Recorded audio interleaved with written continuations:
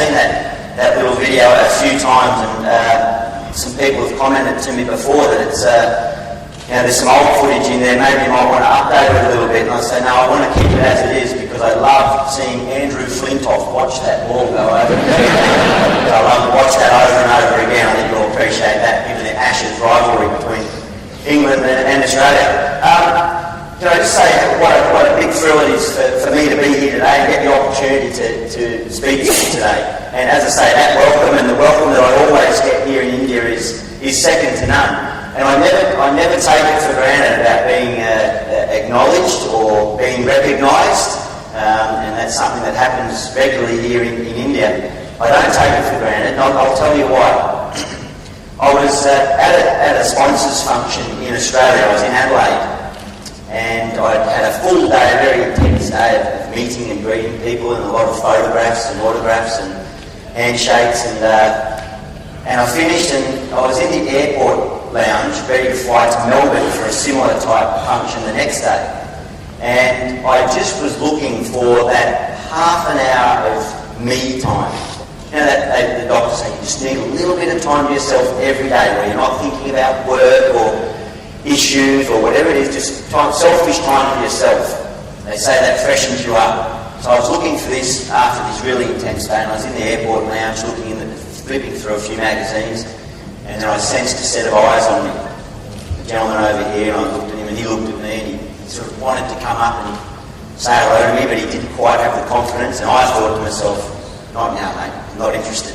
So I rudely turned away and walked away, and he came around and sort of followed me, and everywhere I looked, he was just there within my vision. Until finally I looked around, and he confidently walked up to me, and I smiled, and how are you, mate? He goes, oh, excuse me, are you Glenn McGrath? At which I did exactly the same thing. I laughed at the idiot. Not that idiot, this idiot. Who just is so arrogant, thinks that everyone in the world knows who I am. And so I laughed, and I said, no, mate, I'm not. No, and I thought actually, I did think that he would realise the mistake he made, and he got the teammates mixed up. And I said, no, not. And he just went, bugger, and walked away. I was like, I'm killing you. So I do appreciate any time that I get acknowledged as Adam Gilchrist, and I never take it for granted that people are always going to know. As I say, wonderful to be here. I'm over here this week in India with a delegation from the University of Wollongong. We've been coming over here for 5 years now on this specific week-long program where we're forging some amazing relationships, some new relationships with Indian business and industry and the educational sector, and indeed we're enhancing a few already existing relationships. It's been fantastic to come and share two passions that I have in this great country that I find so fascinating and always love coming to. Obviously the cricketing element of it, and also the educational element. It's something that's very dear to me, and obviously very dear to our university delegation. And you'll be hearing later on today from our Vice-Chancellor, Professor Paul Welling. So when we were given the opportunity to come along and attend today's forum, we were really, really thrilled.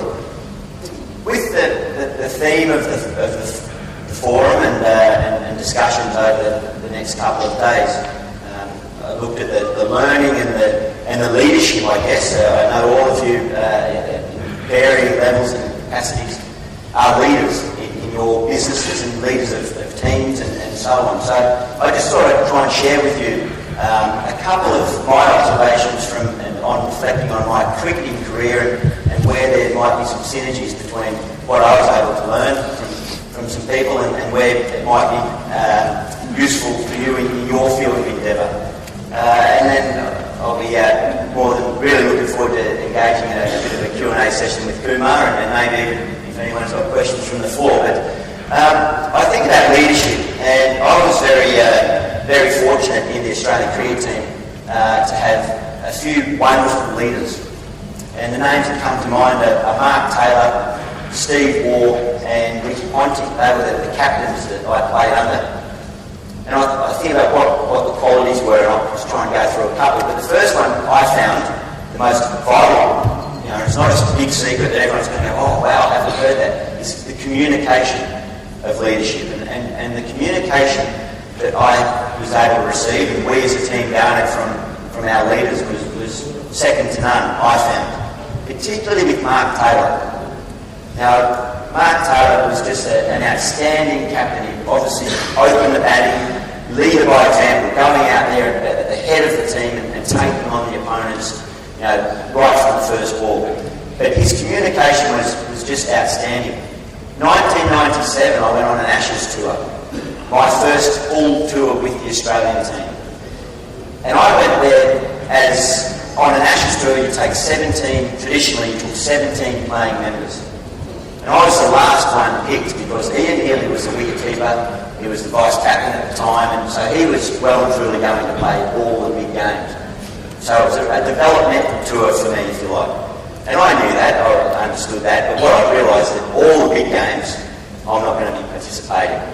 And when you're a reserve player on a tour that goes for 3.5, 4 months, you sort of think about how long that is, and your motivation levels might start to wane. But at the start of that tour, Mark Taylor had one-on-one meetings with every player. And I walked out of that one-on-one meeting with Mark feeling like I was the most important person on that tour. When in fact I was the boot cleaner and the gear gatherer and the ball thrower at the net training sessions. But he made me feel, he gave me my responsibilities, my role, and I guess in delivering that, communicating so clearly, he gave me accountability.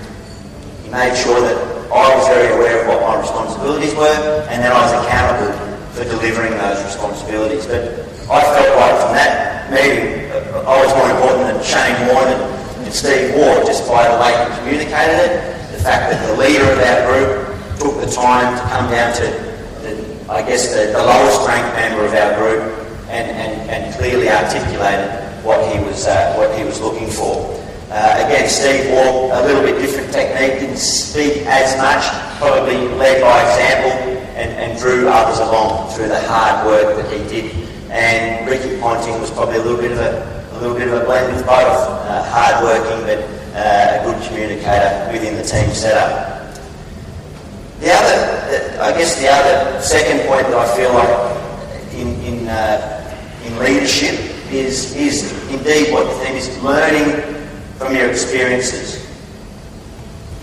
That's the great thing about experiences and garnering that knowledge. You can use it to your advantage. I'll just show you a slide here. I'll give an example of where I found this to be the case. This is a picture of me getting 100 in Mumbai. It's got no relevance to today. I just sort of put it up there to brag and boast about myself. That's not quite the case. A picture of me in 2001. Australian cricket teams have been coming to India for 35 years without victory in a Test cricket series. You guys are tough to beat, believe me. But we came over in 2001. It was just as, it was about 12 months, probably 18 months after I debuted in Test cricket, and we'd won 15 Test matches in a row. I had never played in a losing Test match. And we come out and we take on India at Wankhede Stadium, and all this hype around 35 years of being beaten and what's going wrong. So we come out and we win in 3 days, and not only that, I managed to score 100 off 85 balls, and I remember thinking, what have those blokes been doing for 35 years? Not that tough. Now for me, it was just Test cricket. It's just the way it's all I was used to in Test cricket, winning and scoring runs, good times, and that's me scoring 100. The traditional sort of raise the arms, raise the bat to your teammates, acknowledge the support, and the expression on the face there, for mine anyway, looks like, sort of happy, but it's business as usual. It's just what I expected at that part of my cricketing life. It's just the way it was. This next picture there might bring back some memories if I jog people's memory now. That's me in the next Test match up at Eden Gardens, getting out for the second time in the match, first ball. So first inning, walk out, hardship, sing, bang, LBW, first ball. He gets India's first ever test hat-trick. Second innings, we filled for 3.5 days. I watched BVS Laxman score 281 and Raul Bravo 180. I'm exhausted. What's going on here? Oh, well, we'll just bat it out for a draw. I come out the second innings, Sachin Tendulkar, he's bowling. LB, first ball. First Australian ever to get a king pair, they call it, in test history. That's a lot of history there, 100 years, 120 years. So, I've just gone from a week before being the highest of highest ever in test cricket for me, 100 off 80 balls in India, the toughest conditions Australia will ever face, to a week later getting out twice in 2 balls in a test. And it was amazing. I'm sure many of you have watched cricket at Eden Gardens, many of you have probably been there. It's just an unbelievable place. I remember sitting there before I was going out to bat, and you know, I sensed, you get the feeling you're not alone there.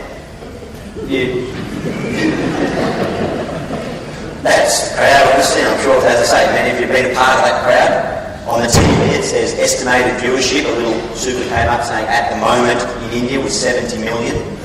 You know, you're sitting there nervous and go out there and then, I'm not the most spiritual of people, but I remember going back to that shot there, being dismissed, and my recollection is that I was sitting up on top of one of the light towers right up at the top there, watching the Indian team come in and celebrate the dismissal.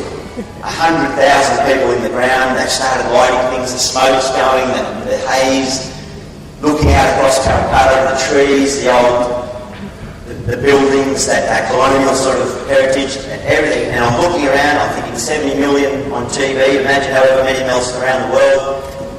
And I felt as lonely as I've ever felt. And it was quite ironic. That many people around me, and I was as lonely as I'd ever felt. And that's where I'd fallen from a week before down to a week later. Fast forward 3 years. First test match, Bangalore in the 2004 series. That's me scoring 100 in that test match. Do you think I was a bit more appreciative of it?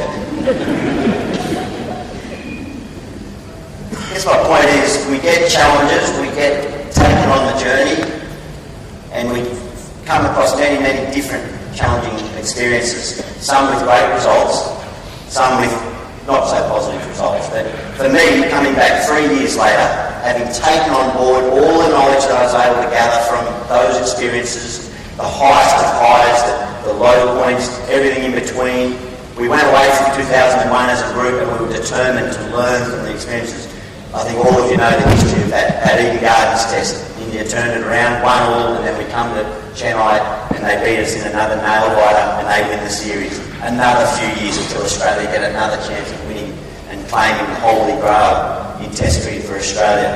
You've got to learn from your experiences, and that's going to then enhance your leadership and your capabilities to pass on that knowledge to the people that you're hoping to travel along with you. And I guess as a leader too, we want to empower people. A very quick story here, probably relevant in this country, and I'm not sure if it's a well-known story, a well-known tale, if it's people have heard it, but it was related to me very quickly that the mother with the son and goes and sees the great Mahatma Gandhi and asks him to say to her son, please, sir, can you tell my son he's not healthy, can you tell him to stop eating sugar? To which Gandhi says, go away for 2 weeks, come back and see me. And the mother's a bit puzzled and she disappears and takes the son, then comes back 2 weeks later and says, please sir, could you please tell my son to stop eating sugar? To which Mahatma Gandhi says, son, stop eating sugar. And she's a bit perplexed and says, why couldn't you tell me that 2 weeks ago? And Gandhi says, well, 2 weeks ago, I was eating sugar.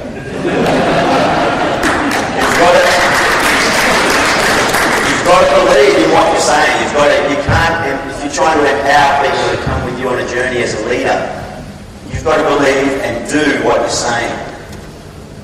If You've got to let them know and show that. Let's talk about that communication and leadership that I was fortunate to have of the leaders I had in our team. There's no use just saying it and not doing it. People will see straight through that. I guess just in finishing before I open up to the Q&A with Kumar, I think above all else, the most valuable thing, most valuable asset and characteristic that you need for everyday life.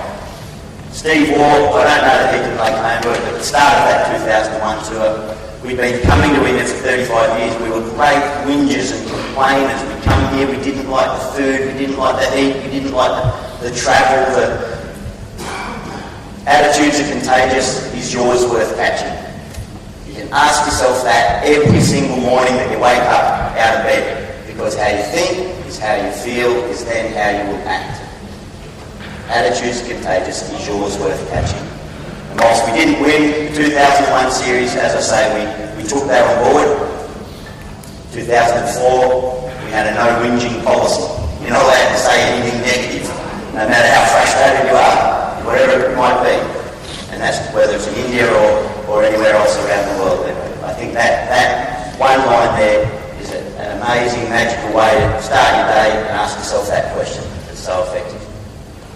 Thank you very much for allowing me to talk today. I look forward to ladies and gentlemen, I'm Gilchrist, a very contagious positive attitude, and he's going to continue on stage for the conversation with Mark.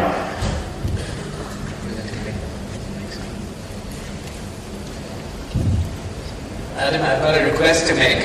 You're sharing the camera right now, and your charm quotient is way too high for me. I'm going to turn it down a little.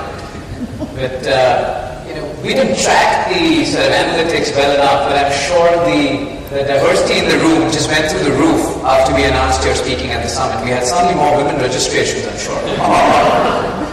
You did promote Brett Lee's name. Sorry about that. You've had an impeccable track record of walking off the field without waiting for the umpire's decision whenever you felt that you were out.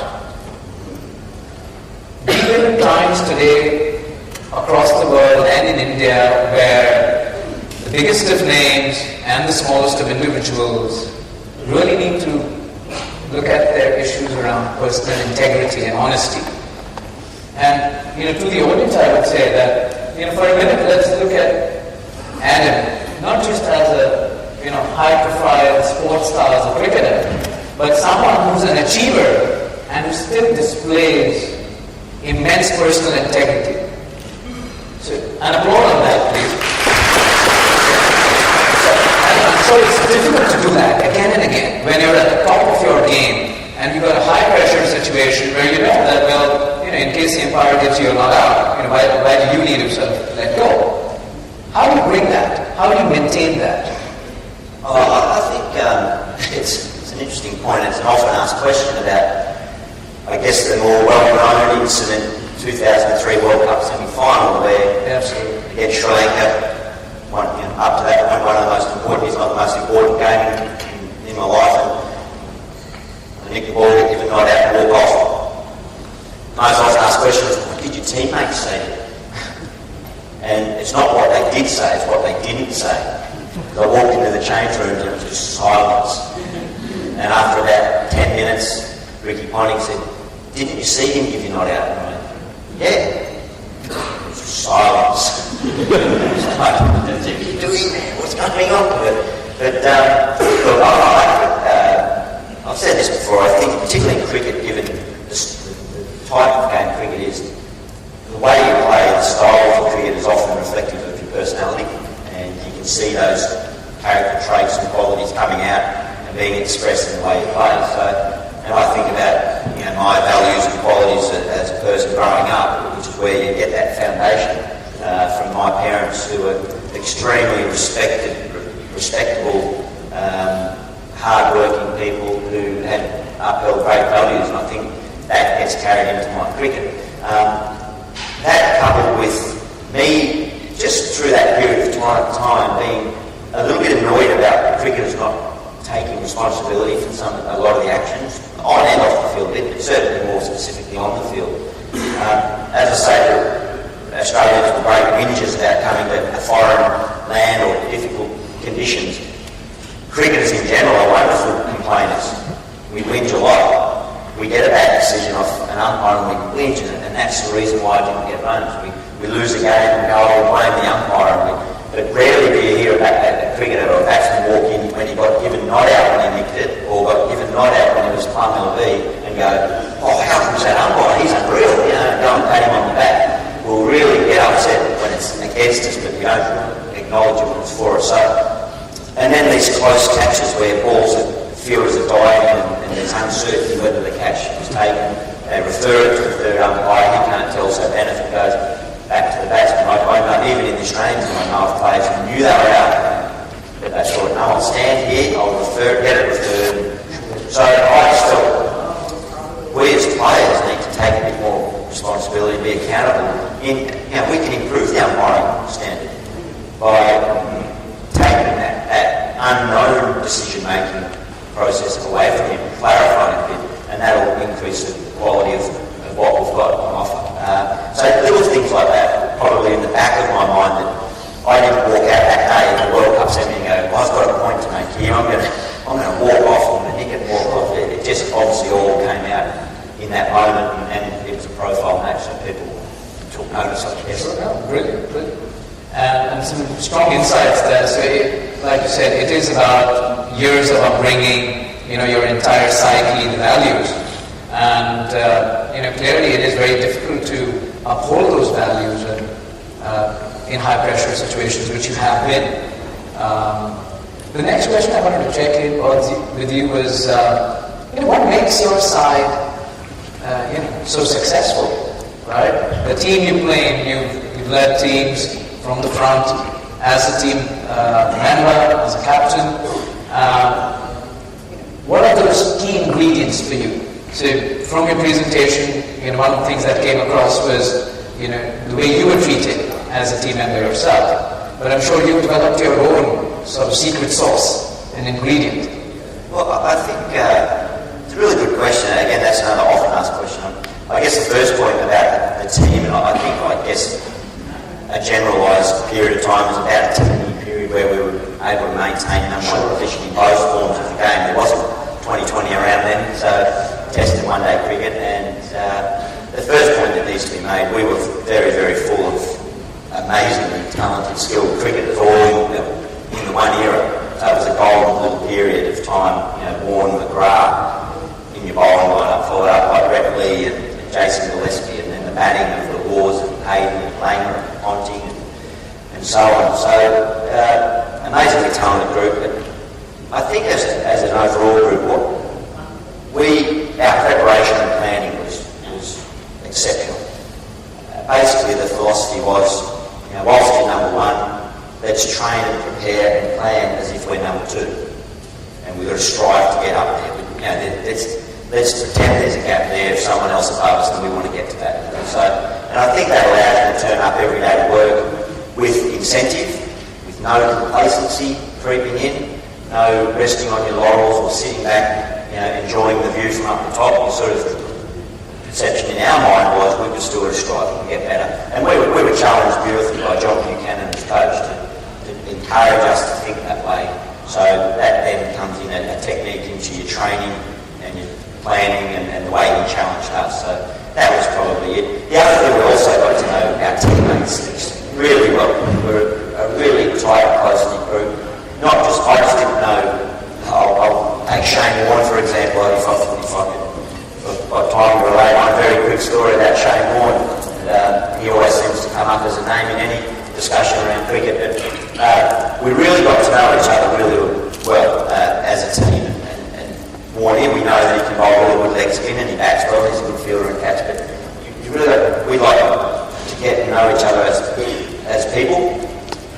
What we learned with Shane Warne very quickly was that Warne loved to exaggerate everything. Now Warne his nickname was Hollywood, I suppose, here in Hollywood, because everything's glitzy and glamorous and paparazzi are chasing him, and Warne loved it, and he loved to exaggerate everything to enhance and embellish all that. And we realised very quickly we knew him so well that any time Morty was telling you something, particularly if it was a numerical number that would sound more impressive if it was a higher number, we learned that if you halve it, it's a bit more inaccurate representation. No, if he's saying you don't however much money you don't have to halve it. And on the flip side, if he was telling you a number that sounded more impressive if it was a lesser number, like a golf handicap, you double it. So if Morty says he was playing off a golf handicap of 5, rubbish, he's not that good, he's off 10. And we put this formula to work on down the West Indies.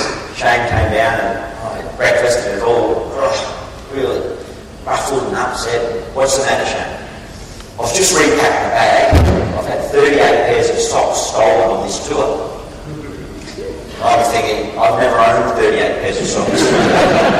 Let alone take them on tour. He said, okay, so what's happening? He said, I've just repacked my bag and I've only got 12, so he said, I started with 50 brand new pairs of socks. And I've only got 12 left. I've repacked my bag, so 38 pairs have been stolen by housekeeping or laundry or teammates. So we thought, okay, let's put our formula to work here. He says he started with 50 pairs of socks, half it, 25. He only says he's got 12 left, double it, 24, he lost one pair of socks.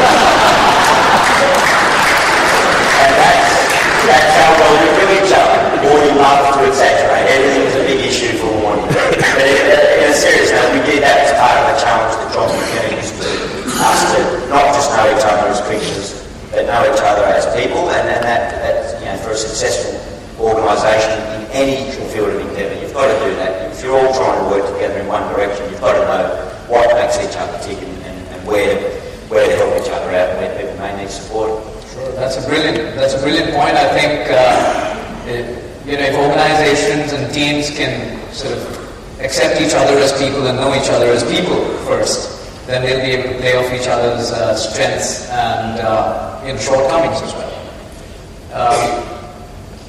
You've been a sports star who's been at the top of his game for a very, very long period. And how do you keep performing at the peak? How do you keep that hunger, that ability to learn from every game and sort of keep honing your craft? Well, I think it's a great question. And it's not one that I actually really sat and reflected on throughout my career. I wasn't one to really self-analyse. But in my last 12 months of my full-time professional career, I was starting to, and I thought it was a little bit awkward with it. It probably wasn't something that did come naturally for me to look back at myself about how I'm going and try to assess my game and technique and so on. I guess up to that point everything just sort of came naturally. But what I did realise when I retired was that I just didn't have that 100% total commitment to the job at hand. We used to talk about whatever is in front of you, the very next delivery for us in the cricketing sense, so whether it's the next business transaction or negotiation or planning session or whatever, the very next ball is the most important thing in your life at that time. Because at that moment, nothing else matters. You've got no control over wonder how the kids are, wonder how the house, the mortgage payment, whatever. You can't do anything about it at that moment in time in a cricketing sense if I'm standing out wicket keeping or facing the bowler running in. So mate, wherever you are, be there, do it. So I realised like a bolt of lightning, it hit me that I just didn't have and hadn't for about 12 months prior that 100% commitment and focus to making whatever I was doing at that time in cricket the most important thing in my life. There were other things in my life, none the least family, that were encroaching into that space. So, and once I acknowledged that, I realised that that's probably what enabled me to maintain the level for so long. But I didn't want to be on the journey not having that level and start to see a decline. So I was more than comfortable to step away from it at that time. Brilliant. I think that's a phenomenal point. We often believe that we should be focused in our personal lives, in our business transactions. But if you bring it down, as Adam said, to that one ball, to that one delivery, and say, well, this is it, And if you're able to go after each day, each transaction, each activity you do, and saying, well, this is it. It's phenomenal. And I think, if I could just finish on that by saying, and then obviously when you are home with family or there's another out playing a sport or whatever it might be, that's the most important thing. Whatever's in front of you. You know, I realised that last year I was trying to do a lot of things. I was trying to be, you know, a batsman, a wicketkeeper, a vice captain, a father, a husband, a slight head in the business world, and I was probably not being very good at any of them. So yeah, that clarity came just as I dropped VVS Laxman at the Adelaide Oval. I was Brett Lee's bowl. It was a watershed moment for me, a bit disappointing for Brett. Great, but I guess a lot of the Indian cricket fans were pretty happy at that day. Great, well, thank you so much. It's been wonderful having you here, and you've shared some brilliant insights from the world of sports, from your world as a top-notch sports person, as a great human being, someone with phenomenal personal integrity, which I think we all should take lessons from. Brilliant to have you here. Thank you very much. Thank you. Ladies and gentlemen, Adam Gilchrist, it was a pleasure and a small token of appreciation. We all go back with lots of wonderful insights after this. We all present at the CLO Summit India 2012.